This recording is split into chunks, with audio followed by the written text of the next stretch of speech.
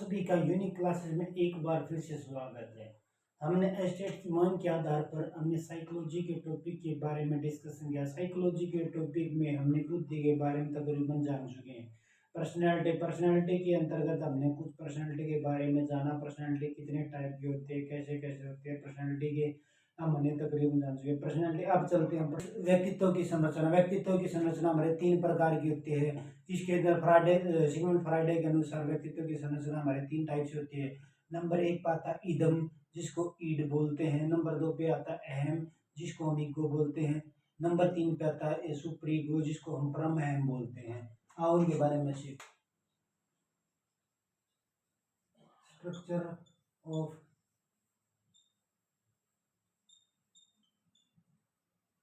Personality के बारे में सीखते हैं, जिसको हम व्यक्तित्व की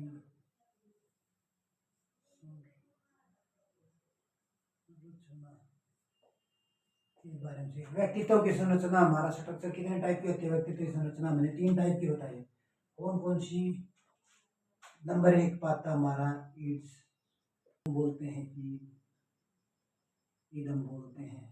नंबर 2 पे बोलते हैं ईगो, जिसको अहम बोलते हैं। नंबर 3 पे आता है सुपरीगो, सुपर ईगो, जिसको हम परम अहम बोलते हैं। परम अहम बोलते हैं। ईड्स के अंतर्गत वे आते हैं भैया जी। इदम इदम इदम एक हमारी जन्मजात प्रवृत्ति होती है। अगर इदम हमारी किसी मनुष्य के वश में नहीं होती तो वह पशुवत का रूप धारण कर लेता है और पशुवत की तरह व्यवहार करने लगता है। पशुओं की तरह जैसे खाने पीने व काम वासना का पुजारी होता है। इसके आधार पर वह है, उसको खाना नहीं मिले तो वह चोरी करना स्टार्ट कर देता है। उसको खाना कहीं से भी सोर्स से मिले, परंतु उसको खाना चाहिए। उसके लिए वह कोई उसके कानून या किसी प्रकार का नियम नहीं लागू होता, वह अपने सभी नियमों को भूल जाता है। इदम के अंतर्गत काम वासना, इसको वैसे ओनली से काम वासना का पुजारी हो जाता है। इसके अंदर इब अजब ईगो, ईगो के अंतर्गत सेकंड नंबर पे आता था हमारा ईगो। ईगो क्या है? ईगो के अंतर्गत जिसको हम अहम बोलते हैं। अहम के अंतर्गत वे आते हैं जिस मनुष्य की जो हमारी वास्तविक आवश्यकताएं हैं, उनको आवश्यकता को पूर्ति के लिए वह अपने धरातल से ही उन आवश्यकताओं की पूर्ति करता है। इस प्रकार हम कह सकते हैं कि जब अगर मनुष्य को खाना का भूख लगती है तो वो खाना को मांग के खा सकता है, या किसी होटल में आके कहीं पर जाकर पैसे देकर खाना खा सकता है, न कि ईदम की तरह जैसे पशुत्व प्रवृत्ति का जाता है। परंतु इसमें इसके अंदर अच्छे बुरे की समझ आ जाती है, जिसके अनुसार वह नियम वह कानून के अकॉर्डिंग वह अपना व्यवहार करने लग जाता है। ईदम के अंतर्गत क्या होता है? नियम बंद होता है, नियम बंद, नियम बंद व्यवहार व्यवहार करता है। ठीक है। परम ईगो, जिसको हम सुपर ईगो बोलते हैं। परम अहम एक ऐसी अवस्था होती है जो ईदम और अहम से ऊपर की अवस्था है। इसमें मनुष्य को सब चीजों का परम अहम क्या, जिसको हम सुपर ईगो बोलते हैं। सुपर ईगो परम अहम क्या है? या ईदम व अहम, इन दोनों का मिश्रण होता है। इसके अंतर्गत मनुष्य के अंदर वह अपनी अंतरात्मा की आवाजों को सुनता रहता है, अंतरात्मा में विलीन होता है, वह उसे अच्छे बुरे का ज्ञान होता था। अगर एग्जाम्पल के तौर पे हम सोचें कि अगर उसको भूख लगती है तो भूख लगने के कारण वह चोरी, उसके मन के अंदर जो अगर चोरी करने का विचार आता है तो वह क्या सोचता है? अगर वह चोरी करेगा तो उसके लिए तो उसको दंड मिलेगा, उस भय के कारण वह अपनी ईगो को कंट्रोल में करेगा। इसके कारण इसके सुपर ईगो के कारण ध्यान रखें, इसको कंट्रोल में करेगा। सकता है इदम को कंट्रोल करने के लिए इसका दमन करना हुआ है। इनको दमन कर सके, करके हम अपने विचारों को कंट्रोल में करके, और इसका मैं ऐसे जो जो हमारे मन के अंदर गंदे विचार है उनको अस्वीकार करके सारा माइंड गेम। चेतना भी हमारी 3 प्रकार की होती है। चेतना को कॉन्शियस क्या हमारे 3 टाइप होते हैं, उसके बारे में बताना चाहे तो बता सकते हैं। चेतना हमारे 3 टाइप की होती है, चेतन, अचेतन, अवचेतन। चेतन का अर्थ होता है, कॉन्शियस का अर्थ है जो जागरूक होता है, जो अपने अच्छे बुरे जिसका ध्यान केंद्रित होता है। अचेतन के अंतर्गत वही आता है जो अचेतना से बाहर हो गया। व्यक्तित्व मापने की, व्यक्तित्व की संरचना होने के बाद अब चलते हैं व्यक्तित्व मापने की विधियां। क्या भैया जी? व्यक्तित्व मापने की विधियां व्यक्तित्व मापने की विधियां। व्यक्तित्व मापने की विधियां कौन कौन सी? व्यक्तित्व मापने की विधियां दो टाइप है। व्यक्तित्व मापने की विधियां के दो टाइप है। एक तो हमारा आता है नॉन प्रोजेक्टिव, क्या आता है? प्रोजेक्टिव, एक आता है नॉन प्रोजेक्टिव, नॉन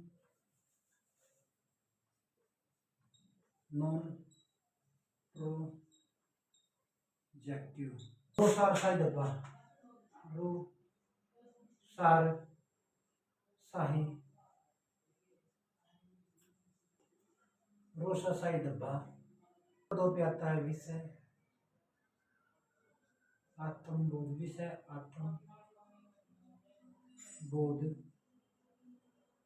परीक्षण। वाक्य पूर्ति, नाटक विधि।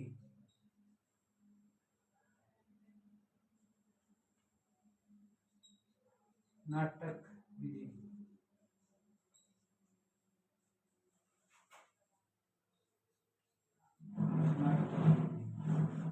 आगे समझ लो। विषय रोशन शाही डब्बा कितने टाइप? 3 टाइप्स। नंबर 1 पे आता हमारा सब्जेक्टिव, नंबर 2 पे आता हमारा ऑब्जेक्टिव, नंबर 3 पे आता हमारा साइको टूल, डायनामिक टूल। आगे समझो। ऑब्जेक्टिव के सब्जेक्टिव के अंतर्गत हम सबसे पहले आते हैं हमारी आत्मकथा विधि। कौन सी? आत्मकथा विधि। नंबर 2 पे आता हमारा आत्मकथा विधि होने के बाद हमारा कौन सा आता है? प्रश्नावली विधि, प्रश्नावली, परिसूची विधि,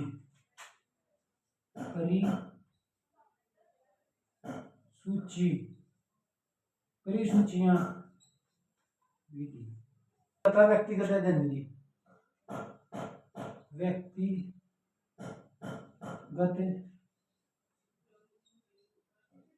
अध्ययन विधि। फिर इसके बाद आता था साक्षात्कार, जिसको इंटरव्यू बोलते हैं। साक्षात्कार विधि।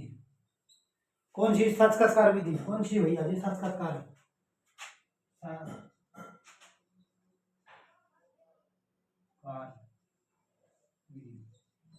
हमारी कौन कौन सी आती है? निर्धारण मापनी,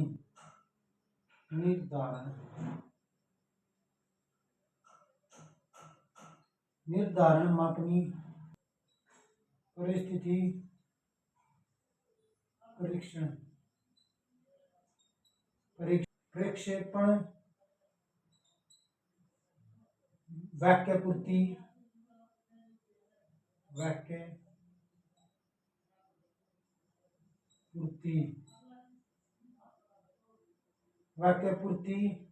प्रक्षेपण। ये वाले साइकोडो मुक्त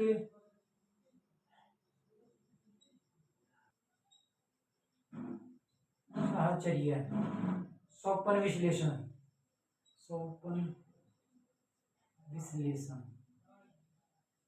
देखो भाई क्वेश्चन ऐसे बनता है, डायरेक्ट ये पूछ ले कि हमारा प्रोजेक्टिव विधि कौन कौन से एग्जाम्पल क्वेश्चन आए हुए हैं जो हम बता रहे हैं, आए हुए हैं।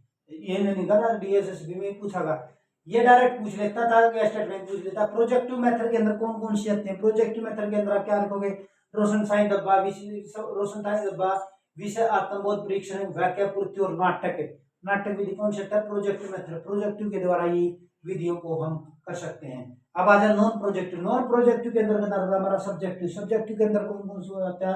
हमारा आत्मकथा विधि, प्रश्नावली विधि, परिसूची विधि, व्यक्तिगत अध्ययन विधि, साक्षात्कार विधि। अब चलते हैं ऑब्जेक्टिव के अनुसार क्या आता है? निर्धारण मापनी, समाज नीति, परिस्थिति परीक्षण, प्रक्षेपण और वाक्य पूर्ति, यहाँ जाते हैं। अब आ जाए साइकोडोमेन हमारा तीसरा टाइप है, नॉन प्रोजेक्टिव हुआ। नॉन प्रोजेक्टिव तीसरा कौन सा?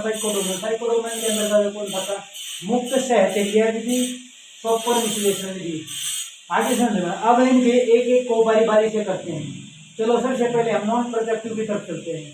नॉन प्रोजेक्टिव जो हमारा मेथड है कौन से वाला, व्यक्तित्व देने का, ठीक है। उसके बाद सबसे पहले हम व्यक्तित्व की जो मापने की विधियां, उसके अंतर्गत हम सबसे पहले सीखते हैं सब्जेक्टिव, जिसको नॉन प्रोजेक्टिव के अंदर आते हैं सब्जेक्टिव। सब्जेक्टिव के अंतर्गत हमारे आते हैं आत्मकथा विधि। आत्मकथा विधि, इसके जनक कौन से हैं भाई? इसके जनक है विद्या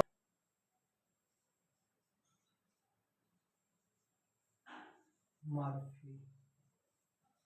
आत्मकथा विधि के गॉर्डन मार्फी। गॉर्डन आत्मकथा विधि वह विधि होती है जिसके अंतर्गत व्यक्तित्व का पता लगाने के लिए आत्मकथा मतलब स्वयं अपने बारे में बताया जाता है, जिसके अनुसार व्यक्ति का हम व्यक्तित्व माप सकते हैं। यदि हम अपने बारे में स्वयं बताने लग जाए तो वह अपनी आत्मकथा के बचपन में ऐसे थे, ऐसे करते थे, ऐसे करते थे, ऐसे पढ़ाई की, ऐसे, वह हमारी आत्मकथा विधि है जिसमें हम स्वयं के बारे में बताते हैं। वह आत्मकथा के बाद अब करते हैं प्रश्नावली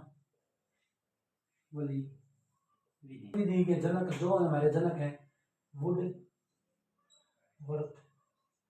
हैं। क्या जनक है? प्रश्नावली विधि वह विधि होती है जिसके अंतर्गत विभिन्न प्रकार के प्रश्नों को लिया जाता है, एक संकुचित रूप से सभी सभी प्रश्नों को एक साथ इकट्ठा करके व्यक्तित्व का परीक्षण लिया जाता है, जिसके अनुसार व्यक्ति से उन प्रश्नों के बारे में पूछा जाता है कि तुम कहाँ से हो, कैसे हो, कहाँ से हो, उसके बारे में प्रश्नावली विधि के अंतर्गत आता है। व्यक्ति इतिहास विधि, व्यक्ति इतिहास विधि के हमारे क्या होता है व्यक्ति इतिहास? इसके अंतर्गत क्या होता है? व्यक्तित्व के व्यक्ति के इतिहास के बारे में जानकर हम किसी भी व्यक्ति की, हम जो लिखा हुआ उसका इतिहास है उसके बारे में जानकर उसके व्यक्तित्व का पता लगा सकते कि उस किस टाइप का व्यक्ति था, उसके किस प्रकार का व्यक्तित्व था। जिस प्रकार हम गांधी जी के बारे में पूर्ण जीवनी पढ़ लेते हैं, व्यक्ति इतिहास पढ़ लेते हैं, उसके अनुसार हम सोच सकते हैं कि हम ये कि गांधी जी के विचारधारा ऐसी थी, ऐसी थी, ऐसे उनका व्यक्तित्व था। सूची विधि, परिसूची विधि का कौन सा? परिसूची विधि के हमारे वुडवर्थ परिसूची आती है जो सूची, परि मीन सूची, सूची माने इकट्ठा करके सूचनाओं को इकट्ठा करके, परिसूची में परि माने पहले, सूची माने सूची विधि, संगठित करके उनको विधि के रूप में संगठित करके साक्षात्कार विधि। साक्षात्कार विधि,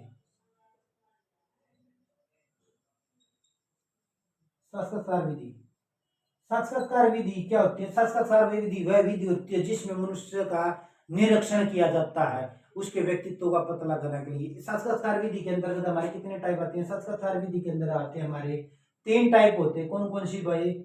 जिसके अंतर्गत हमारे आते हैं साक्षात्कार इस प्रकार से किया जा सकता है, शामिल होके साक्षात्कार के किस प्रकार के, यदि किसी मनुष्य का हम साक्षात्कार या इंटरव्यू करते हैं तो हम उसकी टोली या उसके साथ संगत में रह के, ग्रुप में संगत में रहकर उसके उसके प्रति उसके ऑब्जर्वेशन के, अपनी ऑब्जर्वेशन के अनुसार उसके व्यक्तित्व का पता लगा सकते हैं।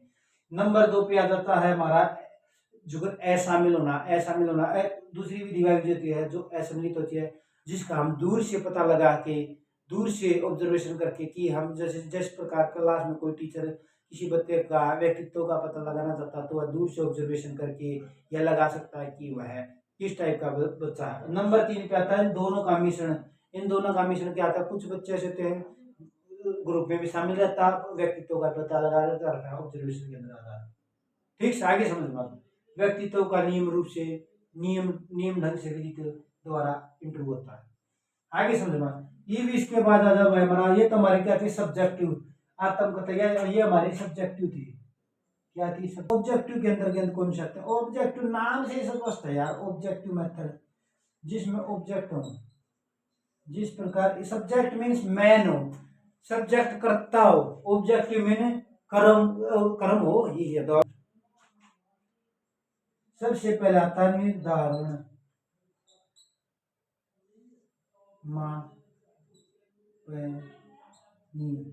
निर्धारण मापनी वाइंस के अनुसार, किसके द्वारा? वाइंस के अनुसार निर्धारण मापनी पहले से निर्धारित किया जाता है कि इन किस्मों से आधार पर व्यक्तित्व का किसी भी बच्चे का व्यक्तित्व का पता लगाया जा सकता है। निर्धारण मतलब पहले से निर्धारित कुछ क्वेश्चनों को बनाया जाता है, उन क्वेश्चनों के आधार पर हम पता लगा सकते हैं कि व्यक्तित्व किस टाइप का बच्चे का व्यक्तित्व है।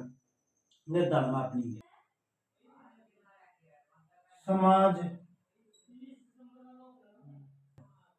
समाज मिति आता है जेकब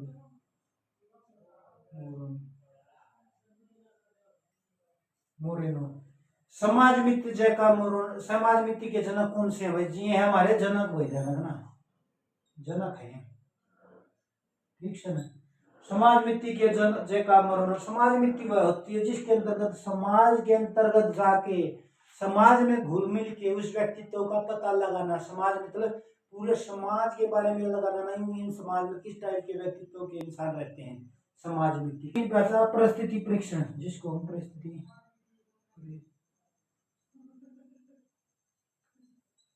परिस्थिति परीक्षण। जनक हमारे कौन है भाई? परिस्थिति परीक्षण के जनक हमारे क्या है?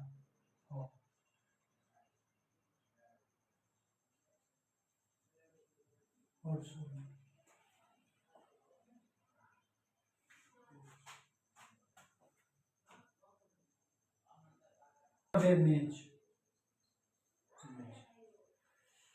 परिस्थिति परीक्षण किस प्रकार व्यक्तित्व का पता लगाता है? कुछ बच्चों जिसका भी हमने व्यक्तित्व के बारे में पता लगाना, उसको ऐसी परिस्थिति परीक्षण के अंदर उसको ऐसी परिस्थिति में डाल देता था, उसके अनुसार ये पता चलता था कि बच्चे का व्यक्तित्व कैसा होता है। अगर हमने कोई भी यदि हमने ये लगाना कि बच्चे का हमारा सोचने समझने का व्यक्तिगत परिस्थिति में डाल दे, परंतु वह अपने व्यक्तित्व को संभाल के अपने विचारों को संभाल के अच्छा व्यवहार करता है, तो इससे पता चलता था अच्छा व्यक्तित्व वाला है परिस्थिति में डालकर। वाक्य पूर्ति परीक्षण के अंतर्गत वाक्य पूर्ति परीक्षण, इसके अंतर्गत क्या होता है? किसी भी इसमें व्यक्तित्व का कैसे पता लगा जाता है, दिया जाता है उसमें उसको वाक्य को पूरा किया जाता है, उसके अनुसार व्यक्तित्व वाक्य पूर्ति परीक्षण के द्वारा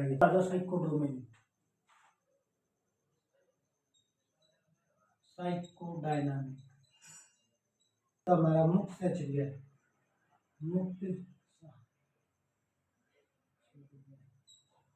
मुक्त सहचर्य सोपन विश्लेषण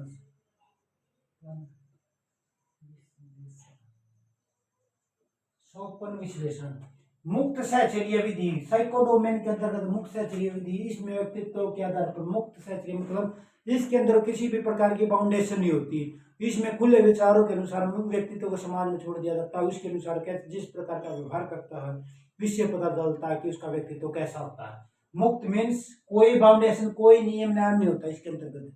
ये बात स्वप्न विश्लेषण। स्वप्न विश्लेषण क्या था? उनके सपनों का विश्लेषण। मान कोई भी व्यक्ति है, किस प्रकार के सपने, सपने का मतलब ये नहीं होता कि नींद में सपने, वह किस प्रकार की सोच रखता है, मतलब वह किस प्रकार का अपना गोल रखता है, कैसे स्वप्न लेता है, उनका विश्लेषण करके हम ये लगा सकते। अगर कोई बच्चा आईएएस की तैयारी कर रहा है, उसके अनुसार उसका सपना आईएएस बनना का है, तो हम उसका विश्लेषण कर सकते हैं वह किस प्रकार की तैयारी करता है, कैसे कैसे व्यवहार करता है, उसके अनुसार साइको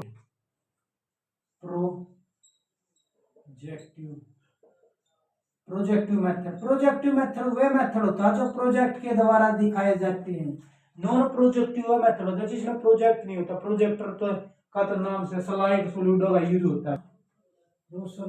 शाही डब्बा, रोशा शाही डब्बा, हरमन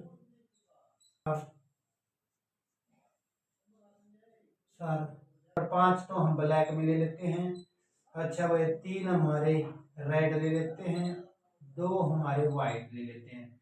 इसके आधार पर हम विभिन्न प्रकार के, इसमें माने पशुओं के, इसमें पक्षियों के, इसमें रंगों के नाम आगे इनके पुट दिखाए जाते हैं। इनके आधार पर हम क्या आता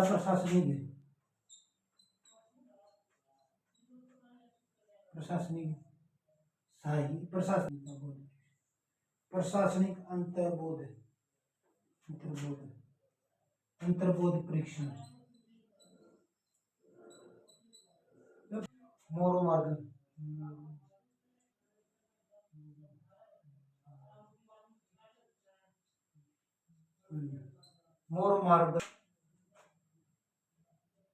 मोरो मार्गन प्रशासनिक अंतर्बोध परीक्षण मोरो मार्गन के अनुसार इसके अंतर्गत क्या होता है, इसके अंतर्गत इसमें तो 10 कार्ड थे, इसमें 31 कार्ड है। इसके अंतर्गत विभिन्न प्रकार के कलर कार्ड देते थे, जिसके आधार पर हमें इनमें यौन अवस्था के आरंभ होने पर हमारे किशोरावस्था के बच्चों को शामिल किया जाता है। इसके आधार पर हम उनके अंतर्गत उन चित्रों का वर्णन किया जाता है जो उनके अंतर्बोध परीक्षण के अंतर्गत ये क्या आता है, इसके अंतर्गत बच्चों का अंतर्बोध परीक्षण इसके अंदर डॉक्टर लिपिड इसमें 10 कार्डों का इस्तेमाल किया। इसमें बच्चों को विभिन्न प्रकार के कार्डों के अंदर पशुओं के नाम लिखे जाते हैं, चित्रों समेत विभिन्न प्रकार के पक्षियों का नाम लिखे जाते हैं। इसके आधार पर हम वर्णन कर सकते हैं। खेल व नाटक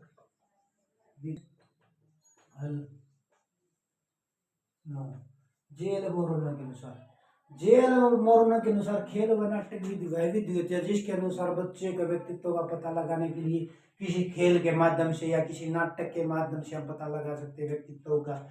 ये नाटक में किसी प्रकार की भूमिका निभाता हुआ इसका व्यक्तित्व का पता लगा जा सकता है। साहचर्य